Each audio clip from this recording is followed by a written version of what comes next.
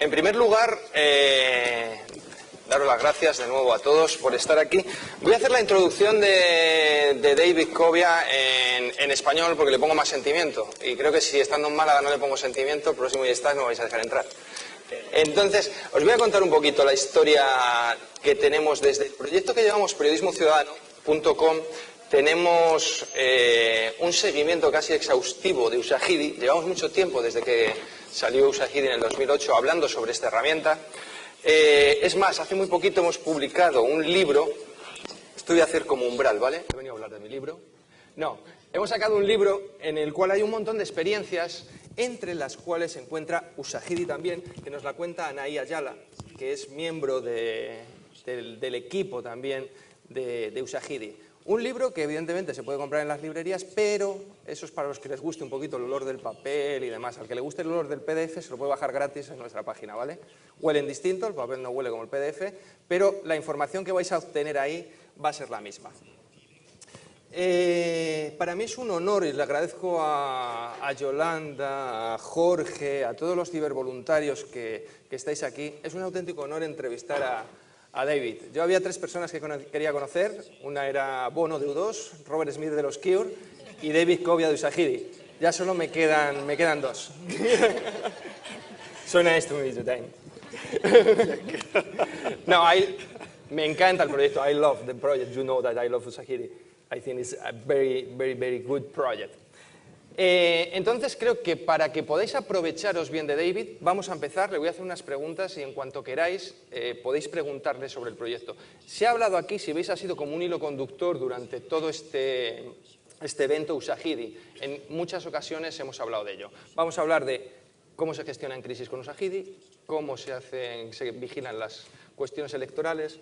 Vamos a ver también un poquito los medios de comunicación de Usahidi para que veamos que es una herramienta muy versátil y muy amplia. Then, welcome, David. Take up. Thank you. I have to be honest after that. Bueno, tengo que ser sincero, después de una presentación así estoy un poquito bajo presión. Okay, then we can start in short. Vale, pues podemos empezar. ¿Qué es Usahidi? ¿Qué te dio la idea de Usahidi? Bueno, lo primero, el nombre de Usahidi quiere decir testimonio o testigo. Usahidi es una empresa de software sin ánimo de lucro que está especializada en software para visualizar con mapas, con un mapeo interactivo. Eso es Usahidi. Lo que hace es facilitar a los ciudadanos corrientes el envío de información e informar mediante las herramientas que tienen. Usahidi ha sido una herramienta móvil en muchos casos. Y todo el mundo tiene ahora mismo uno de esos aparatitos en su bolsillo. Yo soy de Kenia. Y en Kenia es un país que tiene una penetración de móviles de más de 50%. Así que casi todo el mundo tiene un aparato muy potente en sus bolsillos. Lo que hemos hecho es crear una plataforma que agregue, que acumule todas esas historias en un lugar. Y lo hacemos mediante mapas. Los mapas son una manera estupenda de contar historias. Normalmente las historias se realizan en un lugar y en un momento preciso. Y si juntas esos elementos en una sola plataforma, tienes una historia muy buena. A menudo se ha descrito Usahidi como un montón de puntitos rojos en un mapa.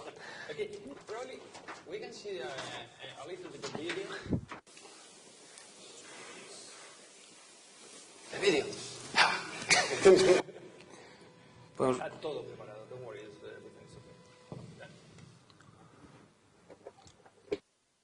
Usahidi. What was happening to them or around them during a disaster or emergency situation. It would need to be easy to use, something that almost anybody can do, and it would need to be deployable worldwide. And that's why we've created Usahidi. Usahidi is the Swahili word meaning testimony or witness. Born from the post-election violence in Kenya in 2008, Ushahidi kept Kenyans current on vital information and provided invaluable assistance to those providing relief. It was deployed in the Democratic Republic of Congo to monitor unrest. Al Jazeera used it to track violence in Gaza. It was used to help monitor the 2009 Indian elections and to help gather reports globally about the recent swine flu outbreak. Anybody can contribute information, whether it's a simple text message from an SMS-capable phone, a photo or video from a smartphone, or a report submitted online. Ushahidi can gather information from any device with a digital data connection. After a report is submitted, it's posted in near real time to an interactive map that can be viewed on a computer or smartphone. But the most powerful feature Ushahidi offers is the ability to take the core application and deploy it yourself to suit your community's needs. Since Ushahidi is open source, anyone can improve the service in any way they see fit. Our growing community of developers are constantly at work improving Ushahidi to bring it to as many people as possible, including working to bring native applications to today's most popular mobile devices. With Ushahidi, it's easier than ever to get critical and timely information to those that need it most on a platform Kenia that recibe mucho almost anybody turismo y can si use. salen esas historias That's de Ushahidi. violencia, pues iba a perjudicar la imagen. Así que todo esto se eliminó de la televisión, de la radio, etcétera. En aquel momento el gobierno era muy ingenuo. Internet estaba ahí y los teléfonos estaban funcionando.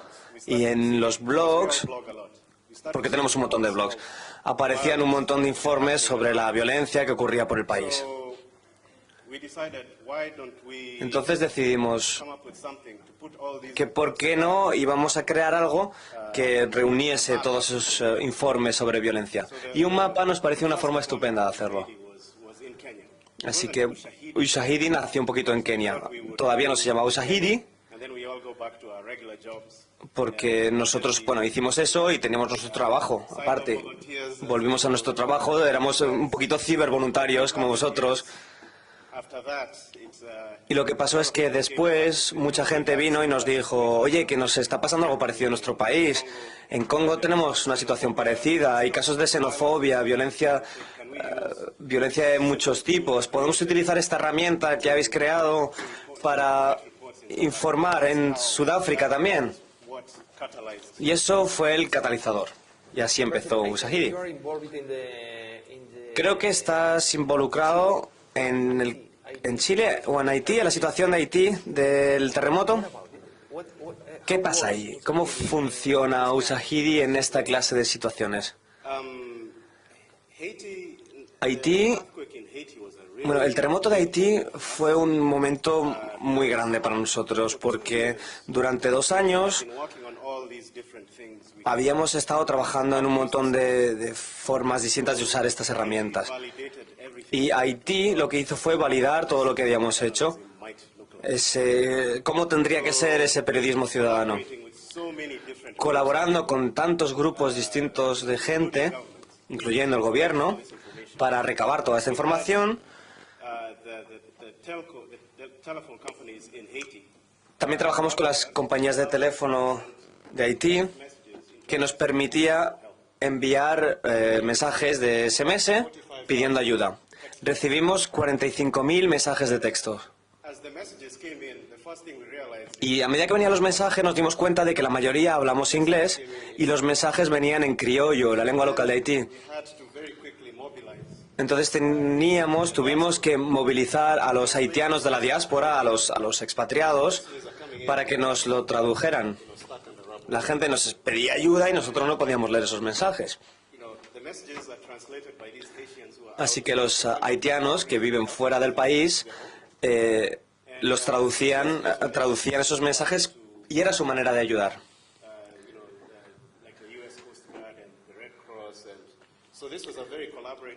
Este fue un esfuerzo coordinado entre ciudadanos, gobierno, compañías y ONGs. Ushahidi también lo habéis utilizado en Fukushima, ¿no?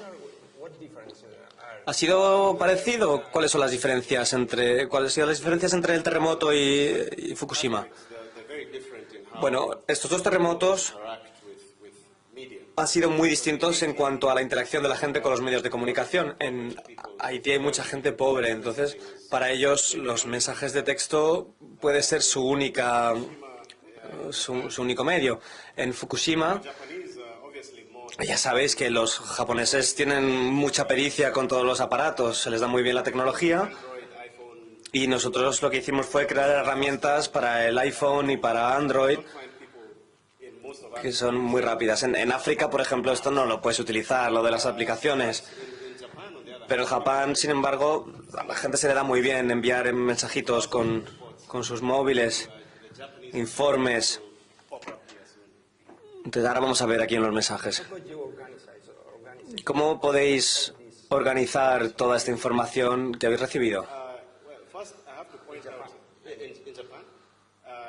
En Japón, bueno, lo primero es que Usahidi no es el que organiza todo esto. Nosotros creamos software y al final el software es un 10% de la solución nada más. El resto del trabajo viene de la comunidad o de voluntarios como vosotros. Toda esta gente de Japón que está conectada con la situación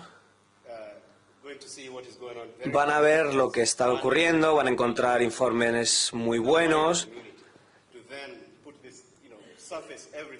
y se va a crear una comunidad muy grande y esa historia se va a contar en un mapa. ¿En Chile habéis mejorado esto o se ha quedado más o menos como en Haití? Vale, primero fue Haití y después fue Chile. Chile ha recibido unas mejoras comparado con lo que se hizo en Haití para ayudar a la gente del área. Con el terremoto de Chile las cosas son interesantes aquí porque ahí empezamos a ver el asunto de la verificación. En Haití pusimos todo esto en un mapa y en Chile había una historia que era un informe malo. Había alguien que estaba enviando información falsa. Eso es un problema muy común en periodismo. Y bueno, ya hablaremos de cómo se puede verificar todo esto.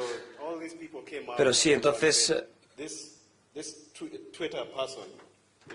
hubo una persona que alguien se quejó de que había una persona de Twitter que dijo, oye, hay alguien que está enviando mensajes malintencionados. Y eso se alcanzó, se detectó. Esto nos ocurre a nosotros, le ocurre también a la prensa general. Pero fue el grupo en general, todos los tuiteros, quienes se dieron cuenta y apuntaron al culpable. Hace 2 años en el STAS tuvimos a Gauda Misa, a quien probablemente conoces, que trabaja en India con Usahidi. ¿Cómo funciona esto a la hora de hacer un seguimiento? Bueno, India creo que fue de verdad el primer caso de seguimiento con Usahidi. Y ahora estamos empezando a enfrentarnos a grandes retos porque la India es un país enorme. Como dije antes, tienes que irte a estas comunidades. Creo que antes se habló de 100 millones de personas participando, que no hay periodistas. Pero si vas allí, ¿cómo vas a controlar, hacer un seguimiento de la corrupción electoral? Vas a ir a todas esas comunidades, tienes que entrenarles, o sea, darles una formación para que te envíen un mensaje de texto. Es su deber, como ciudadanos, responder a esto.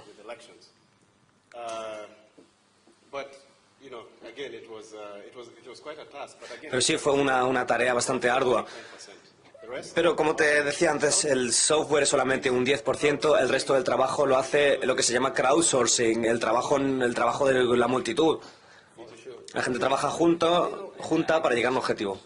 ¿Tienes más ejemplos sobre seguimiento de elecciones en el que se haya utilizado Usahidi? Creo que en Nigeria se ha utilizado Usahidi con mucho éxito para las elecciones y en Kenia también. Para nosotros el éxito ha sido considerable. Si no tuviéramos éxito en Kenia no lo íbamos a llevar a otros países, claro. Kenia está muy bien interconectada, tiene muchos móviles y a veces parece que el crowdsourcing y el periodismo ciudadano implica mucho a la gente está en Twitter, en Facebook enviando mensajes, pero los retos como los que vimos en Sudán hacen que esto sea muy difícil. En Sudán estamos hablando de un gobierno que nos rechazaba completamente, que rechazó frontalmente a Usahidi y tuvimos que cerrar en ese país. Es necesario que tienes países como Kenia en los que la gente puede enviar los mensajes que quiera y en otros países como Uganda no se puede, el gobierno controla todo eso. A mí me interesa mucho Usahidi como herramienta y los medios de comunicación tradicionales. ¿Cómo te parece que pueden utilizar los medios de comunicación tradicionales Usahidi? Creo que en el 2012 el gran reto de Usahidi es dar una respuesta rápida. Todos los de aquí seguramente estén con sus aparatitos. La mayoría seguro que ni me está escuchando. Están ahí con el ordenador o con su móvil.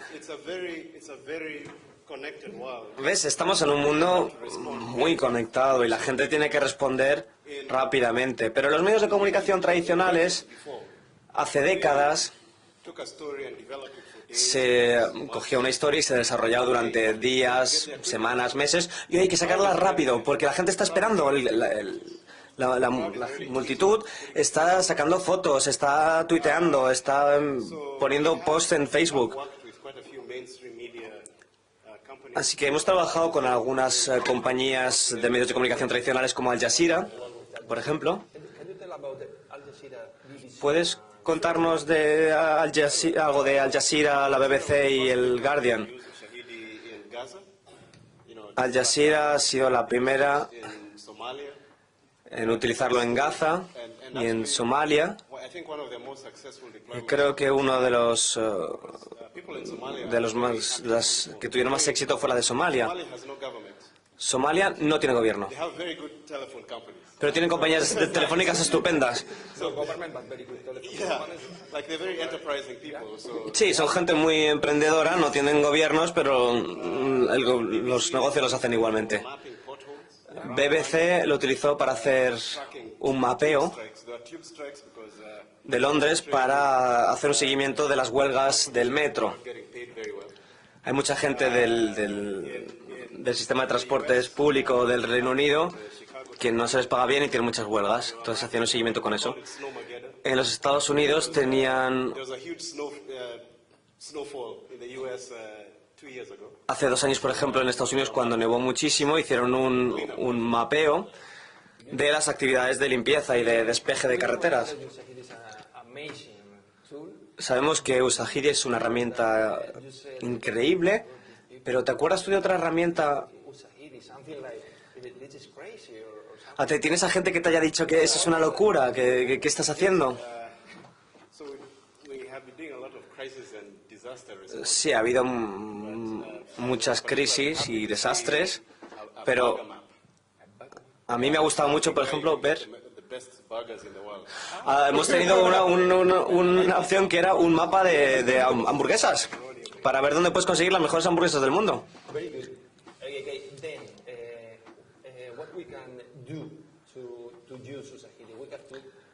¿Qué se puede hacer para utilizar Usahidi? ¿Se puede utilizar online o cómo va esto? Bueno, como te decía antes, Usahidi es gratis y es de fuente abierta, es open source.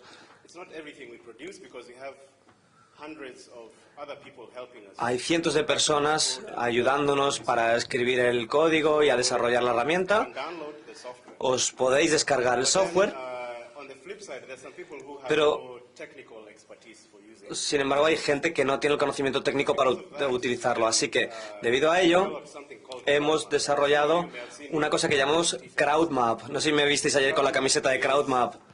Ushahidi in the cloud. So within CrowdMap es Ushahidi en la nube.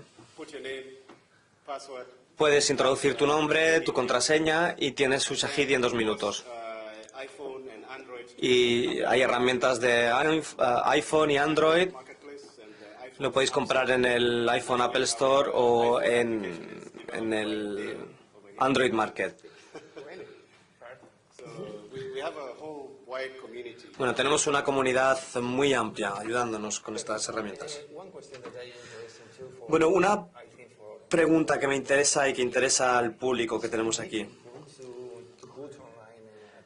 Es muy difícil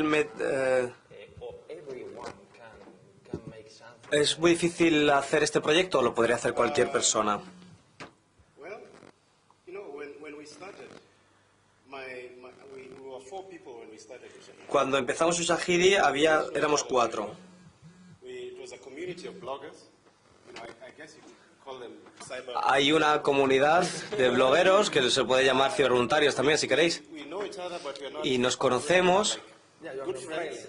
We just communicate. No es que seamos súper amigos, pero nos comunicamos We need to put this. por internet y nos ponemos de acuerdo para ver qué podemos hacer. To get funding. Y tenemos la suerte de conseguir fondos para este proyecto y llevarlo adelante. Very ordinary people. Pero esto lo hace gente corriente. So I'm actually sitting on this couch by chance today. Así que yo estoy aquí por casualidad. I would like to share David with you. Me gustaría que compartamos a David, no me lo voy a quedar yo. ¿Queréis hacerle alguna pregunta a David? La tenéis para David. ¿Queréis aprovechar un poco de él? Si no, yo sigo, no tengo carrete. Yo siempre tengo preguntas. I'm always having questions, as you know. Ya sabéis que yo siempre tengo preguntas. Okay. I want to ask about Vale, rentability. pues no voy a hablar de la rentabilidad. No te oímos desde aquí. Un poquito de micro. Now you hear me? ¿Ahora sí me oyes? So I wanted to know the rentability Bueno, me gustaría saber la rentabilidad económica of this platform de esta plataforma. because you're working. It's Porque- it's in 9G, so it's not. Es una ONG. Important, but is it at some point that you have to, yeah, the project? That's a good question. At some point, we have to be self. Buena pregunta. En algún momento tenemos que ser autosuficientes. We are. We have been a non-profit software company. So we are a software company. Somos una empresa de software sin ánimo de lucro. Working with Y el lucro vendría de los usuarios de Ushahidi. De ahí vendrían los beneficios. Por ejemplo, a la gente que no comprende cómo funciona el periodismo ciudadano. Nosotros lo que ofrecemos es saber hacer a las grandes organizaciones como la ONU, por ejemplo, porque son todas sin ánimo de lucro, y también les cuesta tratar con el periodismo ciudadano. Es porque way of doing es una amenaza para su forma de hacer las cosas. things slowly, and you take your time. Porque ellos están acostumbrados a hacer las cosas de un modo despacio y tomarte tu tiempo. Pero es que en esta época la gente quiere información inmediata. It is our expertise that we provide. Así que nosotros lo que ofrecemos es saber hacer, esa experiencia. I hope that answers your question. ¿Tenéis alguna pregunta más? ¿Alguna question? No. Sigo. Hola, buenos días. Una pregunta casi en la misma línea. ¿Cómo se crea un software libre y hacerlo rentable para poder cubrir los gastos de toda esa plataforma y de todo ese trabajo? Hablas de ayudas que se consiguen, ¿de dónde vienen? ¿Cómo? Un poco esta curiosidad la que tendría. Gracias. I can see a trend here with the issues of this money. Veo una tendencia aquí que siempre hablamos del dinero. As I said before, we have been como he dicho antes, hemos tenido mucha suerte de tener ayudas financieras. Inicialmente, Humanity United, que financia proyectos que tratan atrocidades humanas en el mundo, nos ayudó a emplear gente para desarrollar el software. A veces es un proceso muy lento, porque estás tratando con la comunidad y gente que tiene 5 minutos para hablar contigo. Pero en algún momento la idea del código abierto, la fuente abierta, se manifiesta como exitoso y rentable. Pero al final y al cabo es cuestión de proporcionar lo que es la especialidad, y con cada implantación aprendemos cosas, hay nueva formación, todo a lo largo del mundo la gente hace cosas de forma diferente, lo que funciona aquí igual no funciona en absoluto en otro país. Si empezamos a pensar sobre Egipto y cómo tratan las situaciones ahí, igual eso no funciona en los Estados Unidos. Y todo eso está documentado y proporcionamos la especialidad en el camino.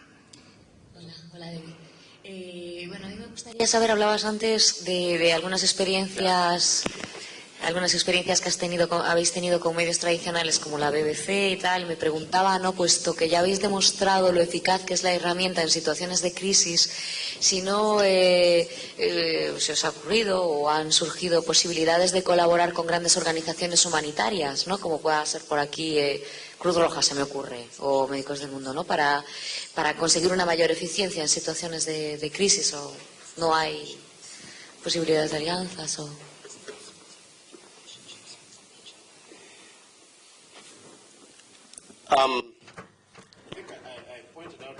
Creo que ya he destacado que hemos trabajado con organismos como la ONU, porque esas organizaciones tradicionalmente se han tratado con PDFs y esos son un dolor de cabeza. Compartir cosas con PDFs es un rollo. La gente que lo hace así, como buscar gente, pues eso se lo hacía en los años 80 o 90. Se compartía cosas como documentos reales.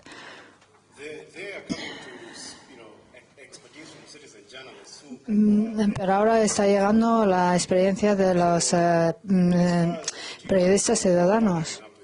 Así que para trabajar con ellos es muy similar a lo que ha dicho Mark. Es gente que toma vídeos y crea foros en sus teléfonos y colectar esa información utilizando las nuevas tecnologías. Y eso es lo que vienen hacia nosotros para aprender, porque a ellos les cuesta ajustarse de los antiguos medios a los nuevos, porque las empresas tradicionales no comparten. Siempre es desde arriba hasta abajo, mientras todo el mundo aquí está utilizando medios más horizontales para comunicar. No es uno que habla con muchos, sino muchos que hablan con muchos. Sí, así que ya sí que hay mucha colaboración.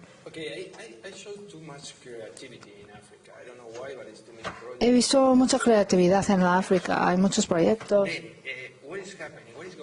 ¿Qué está pasando en África?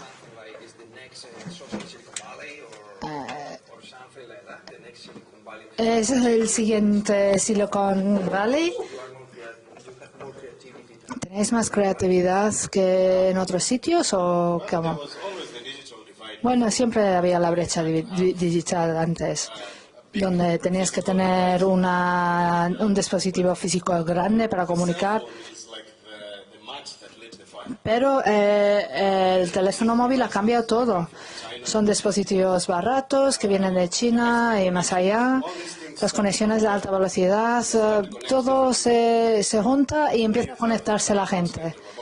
En un continente de 1.000 millones de personas, hay 500 millones de personas que tienen un teléfono móvil.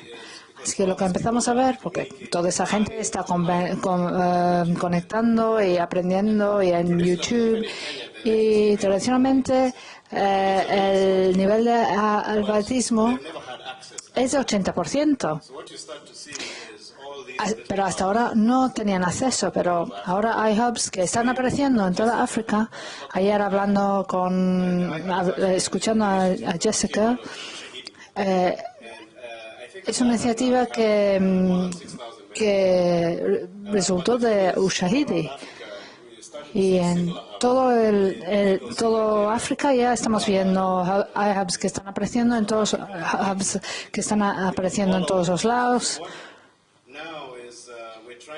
Y lo que estamos intentando hacer ahora es conectar a todos esos hubs juntos y tener una conversación similar.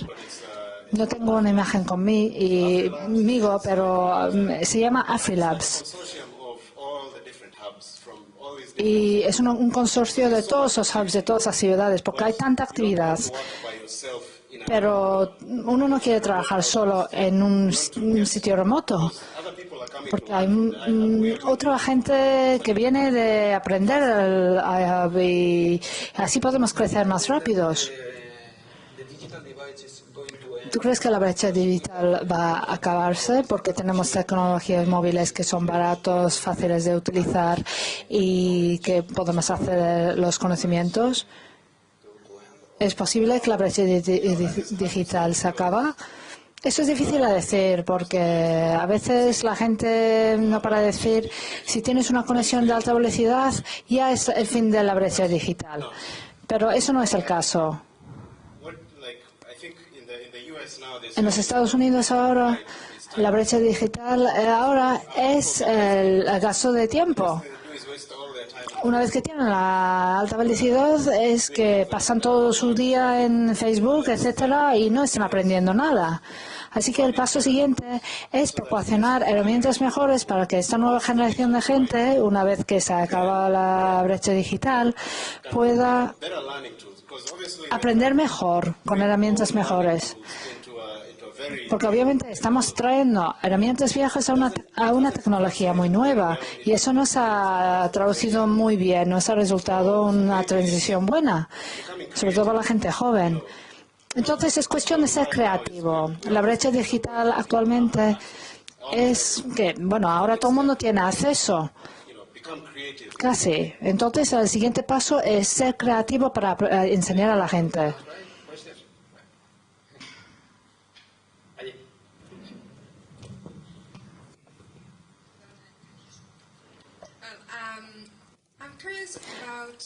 Me gustaría saber una cosa muy pequeña.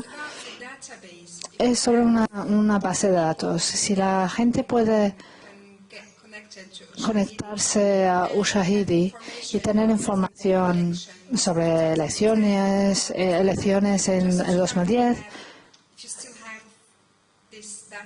¿todavía tienes esta base de datos que podemos reutilizar en otros países o en otras organizaciones que usan Ushahidi? Eso es otra pregunta muy buena. CrowdMap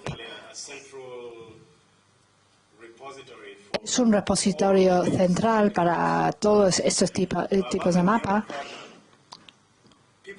En CrowdMap la gente ha utilizado el software y están utilizando en sus propios servidores y webs. CrowdMap es un repositorio central para la gente que lo utiliza. Hemos hablado de posiblemente diseminando esa información en una mapa global para elecciones en distintas categorías para que la gente lo utilice. Entonces, es una de las cosas en que estamos trabajando actualmente, compartiendo esa base de datos con todo el mundo. ¿Se escucha? Sí. Ya os vais animando. Sí, claro. Venga, vale. Vamos a ver, yo soy usuaria de Chrome Map y creo que es una herramienta fantástica y quiero felicitarle porque realmente además los usos que puede tener esta forma de mapear la realidad es mucho más amplia que lo que a lo mejor entendemos por crisis. Cuando hablamos de crisis pensamos en fenómenos como catástrofes naturales o, por ejemplo, lo que ocurre en un periodo concreto de unas elecciones, pero aquí en España se están dando otras situaciones que son más amplias y que además tienen una duración en el tiempo más larga, como por ejemplo cuando se ha utilizado en el stop desahucios, que es una iniciativa de un grupo de activistas en España que van mapeando los desahucios que va a ocurrir. Como eso no se sabe cuándo va a acabar, tenemos mucho trabajo por delante. Yo he trabajado en otra iniciativa que se llama Stop CIES. Los CIES son los centros de internamiento de extranjeros y bueno, también hay bastante en el Estado español, con lo cual nos queda mucho trabajo. Entonces la idea un poco era eso, decir que pueden surgir muchísimas más iniciativas que den un aspecto más amplio todavía de lo que es el concepto crisis al cual estamos acostumbrados y por otro lado que ser, como ha dicho, el repositorio necesario para saber todos esos mapas que hay, porque yo he curioseado mucho y he encontrado mucho, pero es que sé que hay más y habrá una manera de tenerlos todos mapeados, todos los trabajos que se han realizado a través de la plataforma de Chrome Map o de Usagir en general. Y nada, felicitarle porque me encanta. Muchas gracias.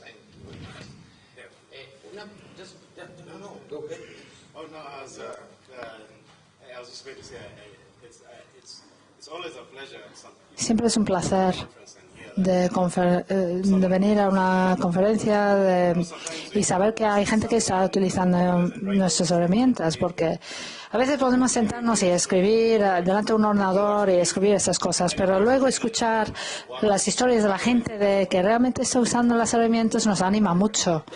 Una pregunta. ¿Cuántos conocíais Usagiri antes de venir a este eStats? The people know Usagiri before the eStats. ¿Cuántos lo conocéis ahora? Now, look at this, it's wonderful. Mira esto, fantástico ahora. Bien, mira, quería hacerte una pregunta que viene a colación de lo que es el periodismo ciudadano, la participación de cualquiera de nosotros. ¿Cuándo dais una fuente como fiable?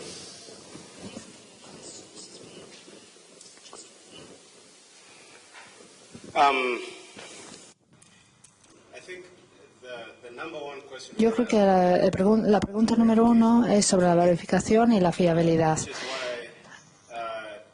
que es porque el periodismo tradicional no da mérito al periodismo ciudadano por el asunto de fiabilidad, y eso es en lo que estamos trabajando.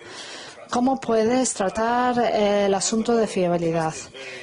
La fiabilidad, la confianza es algo muy subjetivo, porque es algo que uno cree. En la política tiene una tendencia hacia un lado u otro y entonces es tu perspectiva. Ahora estamos trabajando en cómo la gente puede colaborar para crear fuentes. Para crear una fuente, un repositorio de gente fiable, según tu punto de vista. Así tus fuentes de confianza igual no son las de otra persona. Según tu tendencia política, unas fuentes son fiables y otras que no. Tenemos otro concepto que se llama Swift River, que es una herramienta para que la gente se junte para crear estas cosas, estas fuentes. Así que el asunto de crearlo a través de Facebook o Twitter o un enlace o un blog, siempre tenemos que volver a decir, esta persona fulanita tiene una tendencia a ser fiable y puedo volver dentro de 3 meses y saber si esta persona es de confianza o no. Y la gente que le sigue piensa que es de confianza. Espero que esto te contesta la pregunta. Mi pregunta es, has dicho antes, hablando de la censura, A ver si se puede profundizar, porque siempre al final hay gobiernos, hay empresas de telefonía, normalmente multinacionales con intereses muy grandes en el país. Y luego somos todos amigos de ellos, pero tenemos Facebook y Twitter, que ahora son empresas y ahora igual son guay, pero igual mañana igual se utiliza como una herramienta de censura. ¿Cómo podemos trabajar en este asunto y hacer más libre el periodismo? La cuestión de la censura es una pregunta muy buena y algunas personas tienen distintas formas de tratar la censura. Algunos dicen que hay que tener comunicación más segura, mensajes encifrados para que el gobierno no pueda manipularlo. Pero luego hay casos donde puedes ver una implantación en egipcio que trazaba la violencia contra las mujeres en egipcio. En ese momento el gobierno estaba escuchando todo lo que estaba pasando. Así que la seguridad no vino de escondernos, pero de ser abierto. Así que ser abierto es una forma de luchar contra la censura. Si hubiéramos transmitido la información de forma segura, el gobierno de Egipcio hubiera sido muy sospechoso de lo que estuvimos haciendo. Así que depende de la situación. En algunas circunstancias no se puede hacer nada. Antes he hablado de Sudán. Si el gobierno de Sudán cierra todo tipo de comunicación, no hay nada que hacer, salvo andar y entregar la información de forma personal, porque no hay ninguna forma electrónica de entregarla. Pero la mayoría de la gente del gobierno son más listos que eso. Así que, más allá de algunos países muy a la margen de la normalidad, hay una forma de transmitir un mensaje de forma electrónica. Una cosa que tengo que decir como un periodista ciudadano, la mayoría de nosotros han sido demasiado inocentes y hay que tener cuidado.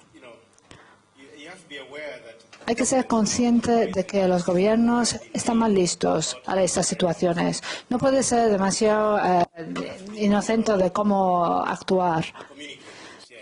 Hay que comunicar y compartir.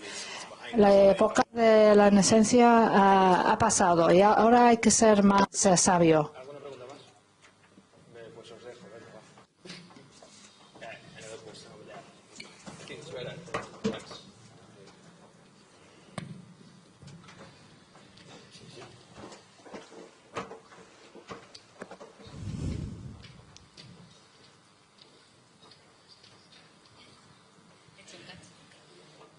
Hello, David.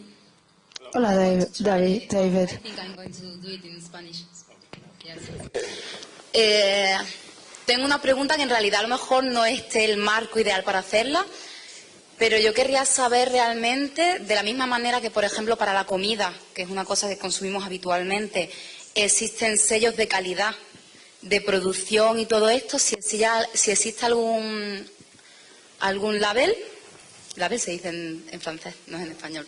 Algún sello de calidad o algo de esto sobre cómo se extraen los minerales, por ejemplo, para hacer todas estas cosas de las nuevas tecnologías y el modo, si hay algún sello así de calidad, de decir, bueno, yo me compro un Mac y sé que los minerales extraídos con los que se hace el Mac, como el coltán y otros, se han extraído de una manera siguiendo los derechos humanos como mínimo.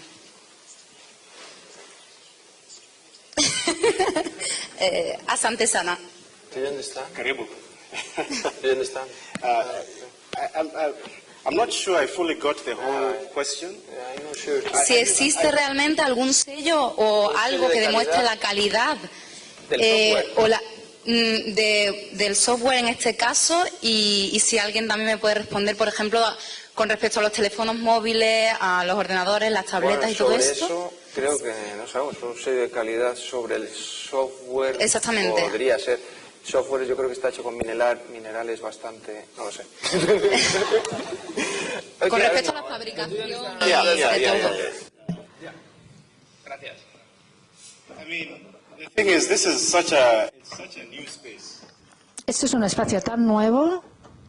There's not really a seal of quality. The best No hay un sello de calidad. Lo mejor que podemos hacer es asegurarnos de que la gente que está produciendo ese software, o mucho de eso es información muy sensible, así que los elementos básicos tienen que ser seguros hasta cierto modo. Así que estamos forzando a que todo el mundo que utiliza nuestros productos o que están usando un web con HTTPS para asegurarse que está almacenado de forma segura, porque igual esa gente está poniendo en peligro sus vidas. Es que no hay que guardar información demasiado sensible en los móviles, donde se puede extraer, pero realmente no hay ningún sello de excelencia de software. ¿Es algo quizás que necesitamos? Bueno, es algo que se puede desarrollar, ¿no? No lo sé. No sé si realmente puedo contestar esta pregunta, pero bueno. ¿Alguna pregunta más tenéis por ahí? ¿No hay más preguntas? Pues seguimos.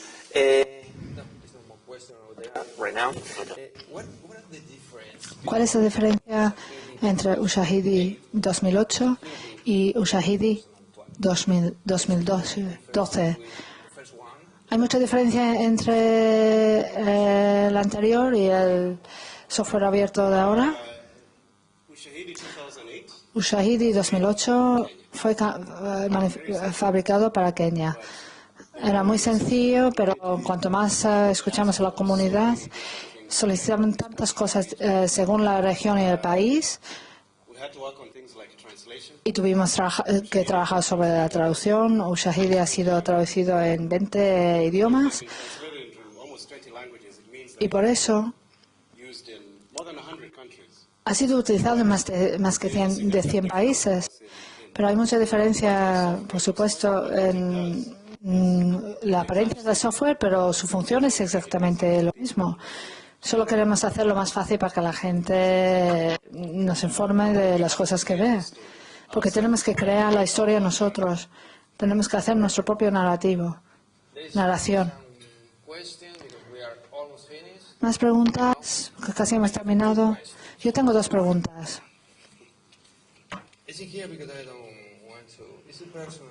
Es una pregunta personal.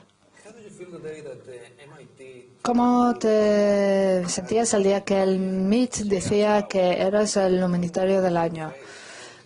¿Cómo era tu cara? ¿Cómo te has puesto la cara? ¿Cómo te sentías en ese momento? Todavía lo encuentro difícil de aceptar, porque hay días que siento que quizás soy una persona muy egoísta. ¿Cómo puede dar una persona así un premio de humanitario? Es una de esas cosas que lo encontré difícil de aceptar. Me costó aceptarlo. Porque cuando empezamos esto era mi contribución y el de otro, la contribución de otra persona, pero no tuvimos ni idea que iba a tener el impacto que ha tenido. Es solo cuando uno se pone un paso para atrás, o sea, que empieza a mirar alrededor del mundo y ves en cuántos sitios se ha utilizado, que se da cuenta uno de lo grande que es. ¿Fuisteis de fiesta o qué?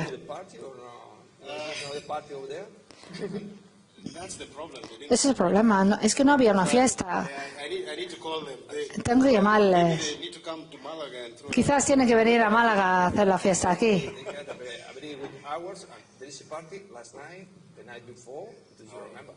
Había una fiesta ayer, ¿no? Sí, tengo algún recuerdo de ello. Ronnie está ahí. Y siempre decimos te queremos. Y si me permites, me gustaría... Tunawapenda sana. ¿Cómo decir te queremos en Swahili?